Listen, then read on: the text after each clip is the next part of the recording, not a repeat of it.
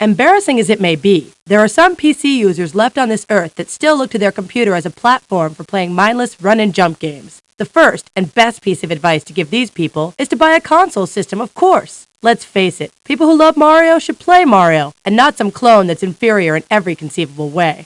For those who insist on using a keyboard instead of a 6-button gamepad, though, there are choices, one of which is Merit Software's upcoming import game, Sink or Swim. The plot of this one is as simple as they get. You play the part of Rourke Storm, a heroic type who finds himself trapped on a sinking ship and attempts to save its passengers. Each of the game's 61 levels are third-person views of a certain room on the ship, each replete with its own unique perils. The constants on each stage, though, are the exits and the passengers, who resemble the Dunkin' Donuts man with a nervous twitch. And you thought lemmings were dumb. 2 options are available from the title screen. Pressing F9 gets you to the configure menu, where you can toggle sound and keyboard joystick control. F10 brings you up the password screen, where you can enter one of the codes given to you after completion of a level, and then start playing at that level. The passengers will run around almost aimlessly until they're saved or killed. There is an easily recognizable logic to their movement, however, namely, climb. Since they'll always go up a ladder, it's usually a good idea to try to steer them towards one, so as to buy you more time in getting them to an exit.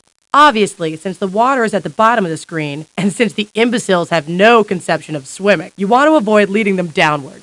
Should they fall into the icy depths, and they will, your handy life raft will prove just that. It can only hold so many passengers before it bursts, though, and since you only get one per level, you must use it at the right time. Occasionally, a room will contain some emergency oxygen tanks, which float in the water until they collide with a passenger. We'll then use one. The most challenging rooms are the ones that are being flooded while you're trying to exit them. The water level rises rapidly in these stages, thereby supplying another creative way for you and the stupid passengers to die. Speed is of the essence if you dislike drowning.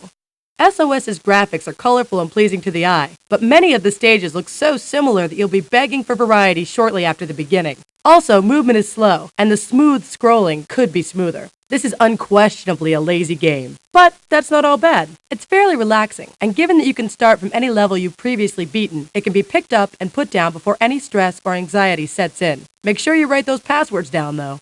Although it lacks a few elements that made other games of its kind bestsellers, power-ups, items, level editors, etc., Sink or Swim has the makings of a decent puzzle platform game. It won't win any awards for its complexity, but it's humorous and reasonably challenging, and above all, it has the one trait that smart video game players look for above all others. It's fun!